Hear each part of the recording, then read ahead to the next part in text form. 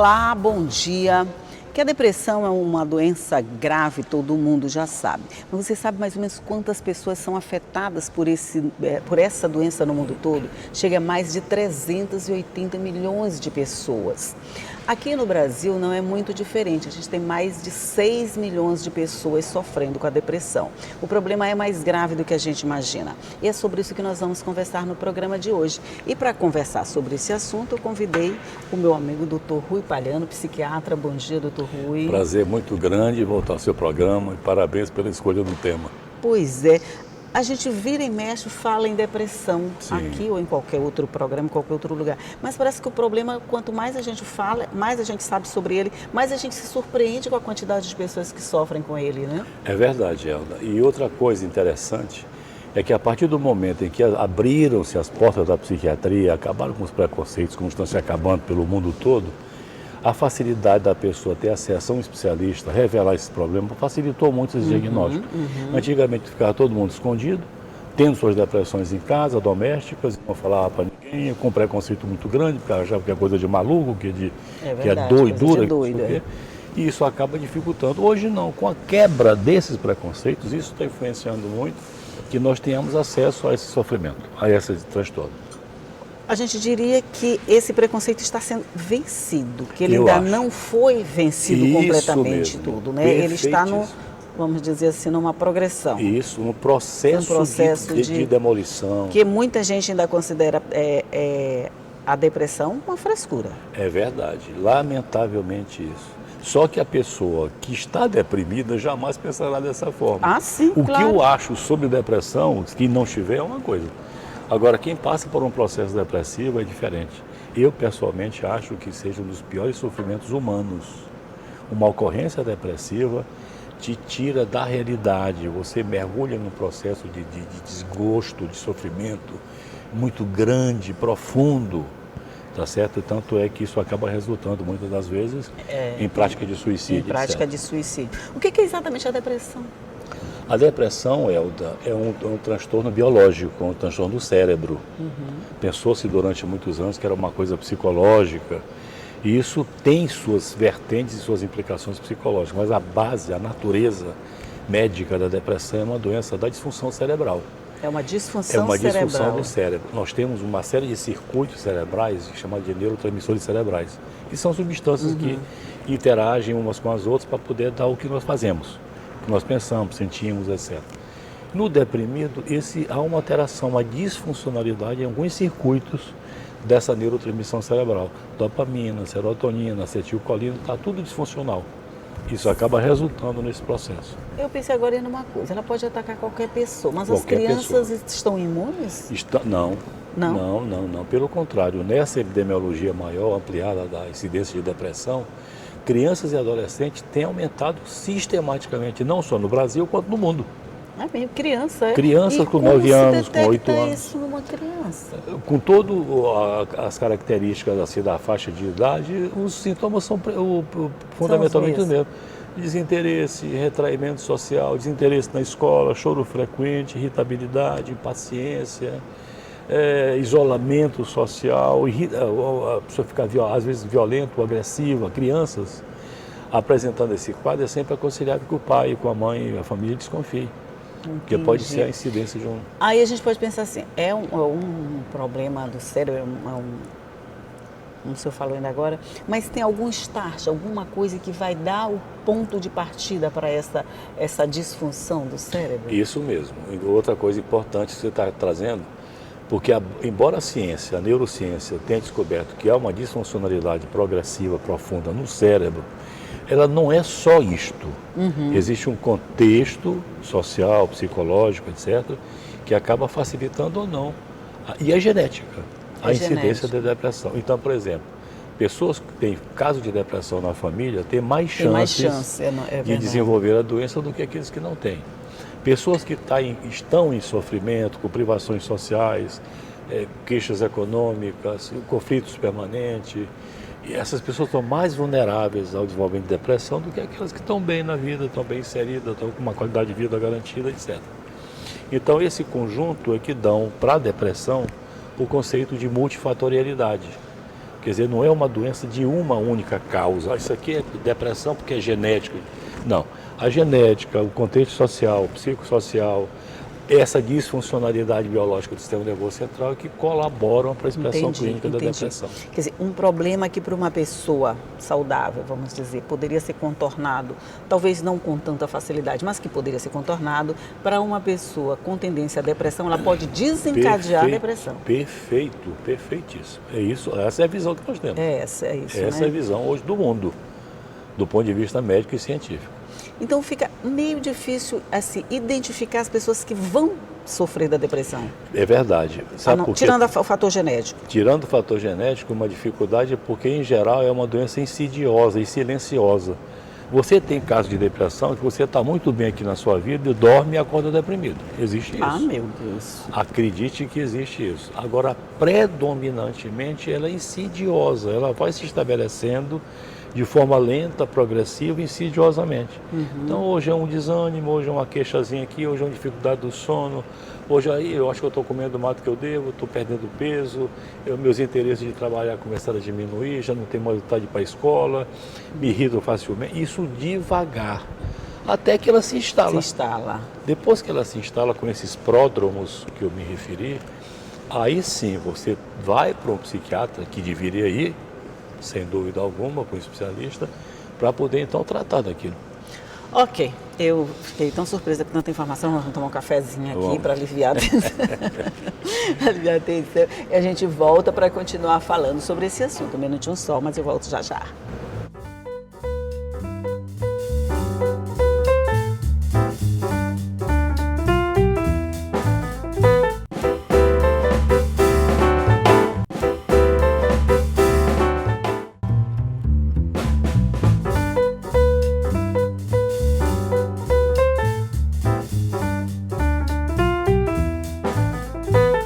Estamos de volta para continuar conversando aqui com o Dr. Rui Palhano sobre depressão, um assunto meio ruinzinho de tratar assim de manhã, mas que é muito necessário com toda certeza. A gente falou na questão de procurar o psiquiatra. A palavra, o termo psiquiatra, ele de alguma forma ele remete a doenças mentais. Isso, de alguma forma, ainda traz esse preconceito de que se você procura de psiquiatra, você está doido? A luta hoje que a gente estabelece, não só no Brasil, mas no mundo todo, é para romper com esse preconceito. Por quê? Porque se sabe que as pessoas que têm acesso precocemente a um tratamento especializado, Sim. no caso como psiquiatra, para qualquer doença mental, não é só depressão, ela tem muito mais chance de poder se recuperar do que aquela pessoa que procura o psiquiatra depois de 10 anos de doença, 15 anos, 20 anos. Num surto. No surto psicótico. Então, o que é que acontece? Toda a luta hoje, no Brasil, nós temos um programa fantástico, que é o chamado Psicofobia, da Associação Brasileira de Psiquiatria, da qual eu sou titular, membro titular, que é para romper esses preconceitos, é deixar que a população tenha acesso livremente Sim. a um especialista. Assim que você vai para um cardiologista, Pois vai para um é. diabetologista, vai para não sei quem, por que não vai para um psiquiatra? É como se fosse uma parte do corpo proibida de receber tratamento, né? É Porque se você isso, trata do isso, coração, isso. se você trata do pulmão, você cuida da diabetes, você cuida de qualquer problema precocemente. Por que ou não então, trata por que não do- trata da- não vê psíquica, né? Exatamente. Psiquiátrica. Que é mais importante, porque ela vai reger todo o Todo resto, isto não é mesmo, isso? perfeitíssimo. Se a gente pensasse assim, era onde a gente cuidava primeiro. Você tem razão. Não é porque às vezes Você do tem cérebro, razão, da Ela. cabeça depende de várias outras doenças que a gente mesmo cria. É verdade, isso mesmo. E sua palavra está nos ajudando muito, até quero te agradecer aqui no ar, no sentido de romper com isso que você está trazendo um assunto. Às vezes até pensa-se que é muito complicado, mas é um assunto, mas com uma naturalidade, porque isso ajuda as pessoas a entenderem que a gente não está diante de nenhum bicho de sete De um cabeças. bicho de sete cabeças, gente. Depressão é uma doença como outra qualquer. A esquizofrenia, os transtornos de ansiedade, pânico, fobia, são transtornos psiquiátricos, mas são a natureza dessa doença é da natureza das outras enfermidades. Não tem nada Por de mistério exemplo, nenhum. uma pressão alta, um diabetes você não vai cuidar a vida inteira, Isto não é? Tem um mesmo. tratamento contínuo. Isso É mesmo. igualzinho quer dizer, deprimido. ressalvadas as devidas proporções. A gente não está É. dizendo que é a mesma coisa. É evidente. A gente só está dizendo que precisa do mesmo cuidado, da mesma Exato. atenção, sem esse preconceito. Preconceito porque eu gigantesco. estou com a cabeça doente, vamos dizer. É como se eu tivesse um coração doente. Ótimo, ótimo. A gente tem que Maravilha. pensar dessa forma. Mas a gente já avançou nesse ponto, doutor? Muito, muito. Você não calcula. Hoje a acessibilidade ao psiquiatra, a esse especialista do ponto de vista médico é gigantesca. Tanto é que nós temos uma deficiência brasileira de mais de 20 mil psiquiatras no território brasileiro. Por quê? Porque a demanda está aumentando. A demanda aumentando, é. A população adoecendo mentalmente cada vez mais, uma sociedade muito confusa e complicada, que adoece as pessoas do ponto de vista psiquiátrico. E cadê a acessibilidade? Cadê o psiquiatra para você ter? Então não tem. Então, você vai para os municípios aqui, é um sofrimento, porque não tem especialista. Por exemplo, aqui na capital, vamos dizer, nós temos um acesso mais facilitado. É verdade. Não estou dizendo que é simples, estou dizendo que temos acesso mais facilitado. Mas no interior do estado, como é que se faz? A família tem alguém que precisa de um tratamento, ela tem consciência disso, vai buscar, mas é complicado. A maioria dos municípios, o que tem, são médicos clínicos especializados em saúde mental, que não é psiquiatria. Psiquiatria, para que eu possa dizer que alguém é psiquiatra, ele tem que ter feito uma residência médica, feito um título de especializado e reconhecido pela Associação Brasileira de Psiquiatria e pelo Conselho Regional. Então, nós temos uma plede gigantesca de pessoas que são clínicos e que são especializadas em saúde mental.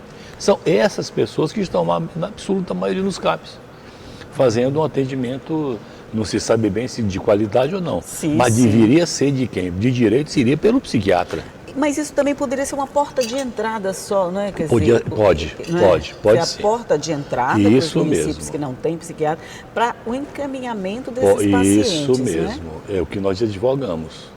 Que como não tem também essa quantidade de psiquiatra no Brasil e no mundo, evidentemente a população tem que ter alguém para poder assisti-la. Isso. Né? Se na inexistência de um neurologista, se eu estiver no interior, eu não sou neurologista, mas eu posso atender uma cefaleia, uma crise conhecimentos convulsiva. básicos daquilo, né? Evidente, mas o que eu faço? Eu vou mandar para o especialista em seguida. Isso, exatamente. Eu acho Você tem também que razão. é isso, que seria a porta de entrada para o tratamento mais eficiente. Mais eficiente. Ali seria o básico. Isso tipo, mesmo. você precisa ir no cardiologista, mas você pode passar antes pelo clínico geral e que vai pressão, te encaminhar fazer os exames. aquela situação. Perfeito. Uma outra questão que a gente falando agora sobre preconceito. Homem com depressão tem mais dificuldade? Os homens com depressão e as mulheres se deprimem mais do que os homens. Mulheres. Tá certo? E o tratamento, as mulheres procuram mais o psiquiatra para tratar de depressão do que os homens. Os homens são mais resistentes em tudo, nessa área psiquiátrica, comportamental. O homem em si, propriamente dito, ele tem mais preconceito, ele tem mais dificuldade de se dirigir ao especialista. As mulheres são mais sensíveis e são mais orientadas. Mulher já procura um médico mais naturalmente que o homem em qualquer bem área. Bem mais. Eu lhe digo isso com os meus 40 anos como psiquiatra, lidando isso todos os dias. O meu contingente de mulheres doentes mentais são bem maiores. Não é porque adoeçam também mais sistematicamente, é porque procuram mais. É porque procuram mais, verdade. Os homens ficam mais receosos de dizer eu estou com uma doença dessa, eu estou com depressão. Mas, meu Deus do céu, não deve ser assim não. Vamos fazer de novo um rápido intervalo, vamos tomar mais café para a gente continuar falando sobre esse assunto. Eu volto já já.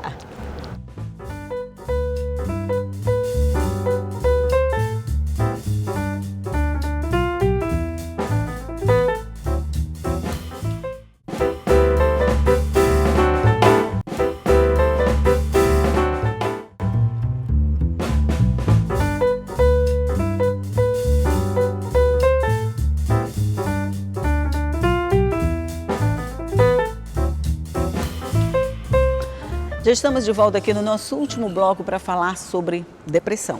Você já viu que a gente falou sobre várias coisas, preconceito, start, essa coisa toda. E agora nós estamos falando do fato do homem ser mais vítima do preconceito do que a mulher. Sem dúvida. E a gente falando de depressão, doutor Rui, a gente ouve muito falar de transtorno bipolar. Sim. Transtorno bipolar e depressão são a mesma coisa? Não, são condições clínicas distintas. A bipolaridade, ou transtorno afetivo bipolar, é um transtorno que, na realidade, apresentam dois polos, como a própria designação médica. Bipolar, sim. Bipolaridade, que é fases em que o sujeito se encontra, contrariamente à depressão, eufórico, animado, fala muito, compra muito, dorme pouco, se alimenta pouco. Está muito acima do... Está eufórico. Só que numa euforia disfuncional. Por outro lado, esse mesmo sujeito em outra fase pode apresentar o que a gente chama de depressão, que é o retraimento geral das suas atividades psíquicas, sociais, físicas, etc., que é um processo depressivo. Quando isso acontece em um só sujeito, você tem a bipolaridade, que é um diagnóstico antigo. Isso já é conhecido há muitos e muitos séculos em psiquiatria. Esse transtorno, na fase depressiva, as fases depressivas do transtorno bipolar, tem mais ou menos o mesmo corolário clínico que a depressão unipolar, que é aquela que acontece em uma pessoa que não tem a fase de euforia. São pessoas que apresentam isso. Ou estão aqui em cima ou estão aqui embaixo. Ou aqui embaixo, em fases distintas. Em fases, sim, em fases distintas, claro. Mas quando ele está aqui embaixo, ele é igualzinho a todos os outros que sofrem só de depressão. Isso é mais mesmo, ou menos isso, mesmo. né? Até, às vezes, até mais graves. Porque, às vezes, você sai de uma euforia, se não tiver um acompanhamento psiquiátrico, sistemático, de prevenção, etc., ele acaba mergulhando num processo depressivo bastante severo. E essas pessoas ficam vivendo um processo de depressão realmente com muita intensidade, com muito sofrimento, com muita dor. Está certo? Imposta pela fase depressiva do transtorno bipolar. Sim, entendi. Diferentemente do que pessoas que só têm fase de depressão, que são os chamados unipolares. Unipolares, né? Aí a gente já falou sobre tudo isso e agora vamos falar de tratamento. Por exemplo, o tratamento para um bipolar e para um unipolar, posso chamar assim, né? Pode sim. Unipolar são iguais? São iguais em cada... Por exemplo, se você vai tratar no paciente com bipolaridade a fase de euforia, de excitação, etc., você tem fármacos e procedimentos para aquela situação. Se você vai tratar no bipolar, fase depressiva, você tem outros fármacos. E não são os mesmos medicamentos utilizados para uma situação para outra.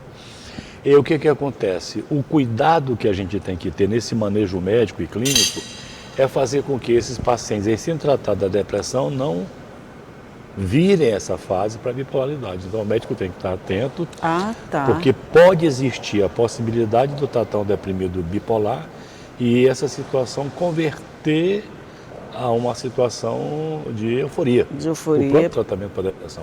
Então, ao médico compete, ao especialista, ao psiquiatra, compete verificar essa fronteira para que não haja... Que deve ser bem tênue, né? Tênue demais. Você tem que ter muita experiência. E não só a parte médica e clínica, mas a quantidade de crises, a idade que está essa doença atingindo, a gravidade desse transtorno, as condições psicossociais do paciente. Isso tudo vai justamente implicar nesse manejo médico desse paciente. Ok. Aí a gente está falando de homens adultos, vamos dizer, adultos, crianças e adolescentes. Para cada um, tem um tipo de tratamento ou o tratamento ele é uniformizado e serve de alguma forma para todos de uma vez só? Não, para cada uma dessas pessoas, em diferentes fases de idade, você tem não só uma abordagem, quanto tratamentos, particularidade desse tratamento. Então, aquele tratamento para criança, para adolescente, para adultos ou para pessoas senis são distintos. Você tem uma base comum do tratamento, mas a abordagem tem que ser respeitar a faixa de idade de cada uma dessas pessoas. A forma como você vai abordar uma depressão em quem tem uma criança, num adolescente, é uma coisa. Você vai tratar numa pessoa com 70, 80 anos, é outra. Tá certo? Mas você tem bases comuns. Certo? Quer dizer, respeitar as particularidades de cada paciente. E as particularidades não só de cada idade, mas as particularidades emocionais, as particularidades psicossociais, as econômicas. Isso tudo tem que ter amplamente claro na visão do psiquiatra, do especialista. Para toda doença a gente tem o fator prevenção, que a gente quando previne pode estar evitando problemas futuros. Mas para o caso, nesse caso da depressão, tem como a gente prevenir? Tem como fazer alguma coisa? É evidente. Hoje, do ponto de vista clínico, hoje se sabe o curso natural de uma depressão. A ciência já tem hoje conhecimento de como essa aparece, como é que ela surge, como é que ela se desenvolve. E os tratamentos, todos, eles são inspirados a partir desse conhecimento da clínica da depressão. Então, por exemplo, tem pessoas que tiveram mais de 3 crises de depressão na vida, em fases distintas. essa pessoa é candidata natural a fazer um tratamento mais longo do que aquela que pela primeira vez adoeceu aos 30 anos. Então, percebeste? Então, o número de crises é uma coisa importante, a idade em que essa crise se estabeleceu. Você faz, então, uma avaliação clínica, epidemiológica e diagnóstica perfeita e oferece os tratamentos de conformidade com aquela possibilidade de pessoa ter ou não essas crises.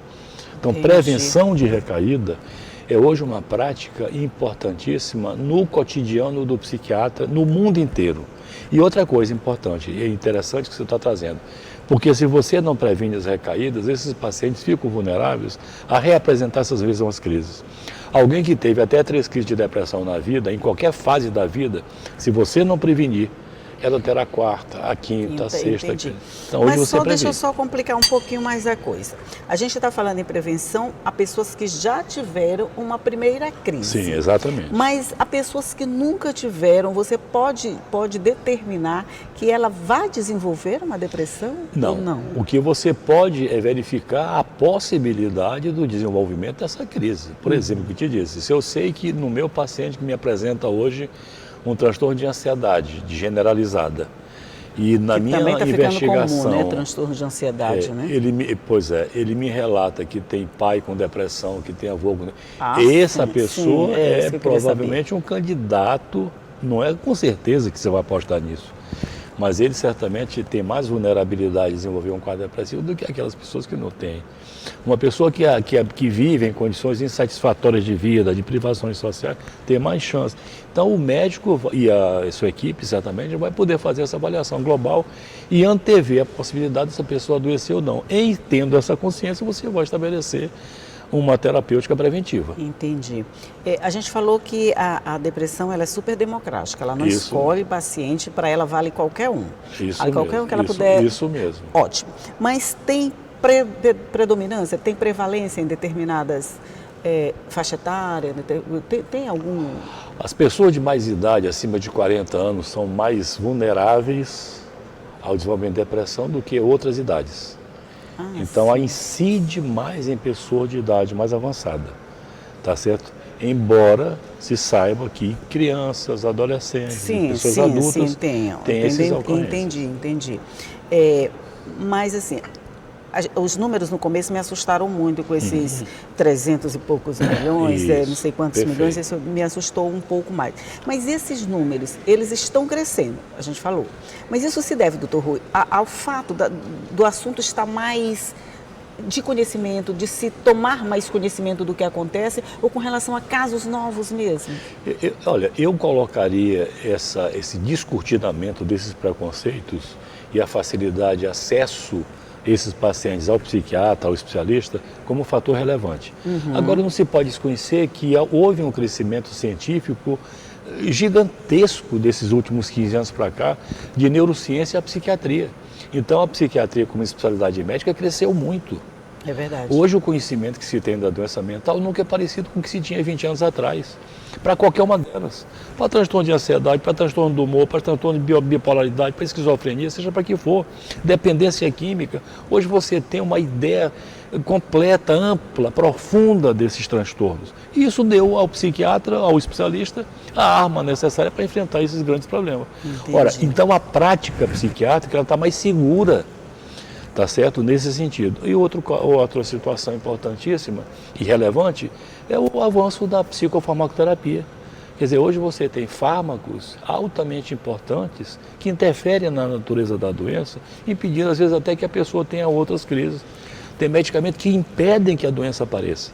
Okay. Então isso tudo, o avanço da psicofarmacologia, da clínica, da neurobiologia, etc., e do conhecimento psicossocial, isso deu para o psiquiatra uma garantia muito grande de manejar com esses doentes. Olha, nosso programa está terminando, mas eu vou renovar nosso cafezinho aqui, porque o que vai terminar é a entrevista, mas nós vamos continuar conversando aqui sobre esse assunto. Porque à medida que o tempo vai passando, a gente fica com mais questionamentos a respeito. Mas você vai ter que vir outra vez para conversar comigo, não tem jeito. Porque eu fico com um monte de curiosidades a respeito, que são assuntos assim que eu acho que a gente tem que saber. Tem esse negócio de ficar fugindo do psiquiatra, achando que doença mental é uma questão de preconceito. é só preconceito. Preconceito é aquele que a gente não conhece e faz um conceito a respeito. Então, Magnífico. tá com problema? Procura o especialista. Só o médico que pode dizer o que você tem. Não confie no seu poder de decisão, porque acho que normalmente não vale quando é pra gente, né? Você tem razão. Então, procure Você tem problema? Procure o médico. Fica vergonha não. Vergonha é sofrer o problema e ficar calado. Magnífico. Doutor Rui, querido, muito obrigado mais uma vez. Volte sempre, assuntos como esse estão sempre sendo de interesse. A gente gosta de discutir assuntos que servem para todo mundo. Maravilha, eu não sei nem como te agradecer essa oportunidade. Eu tenho certeza que a Associação Brasileira de Psiquiatria, aqui a Associação Maranhense, fica honrada com os seus convites sempre para tratar desse assunto, e nós aqui te agradecemos nessa chance de poder enfrentar esses preconceitos com uma conversa tão simples, tão tranquila, tão serena e tão segura, vinda de você. Muito obrigado. Muito obrigado. Volte sempre. A gente vai sempre conversar sobre assuntos como esse, mesmo que pareçam difíceis de conversar, mas assim, uma mesa de café acaba ficando mais tranquila. Bom dia para o senhor. Bom dia para você também que está nos acompanhando aí. Gostou do assunto? Pode ver, pode rever qualquer das entrevistas que está à sua disposição no nosso site, que você já sabe, é o al.ma.leg.br/TV, ou também nas páginas das redes sociais. Está todo o conteúdo lá à sua disposição. Mas só para lembrar, eu vou te esperar aqui todo dia às 8h30 da manhã, combinado?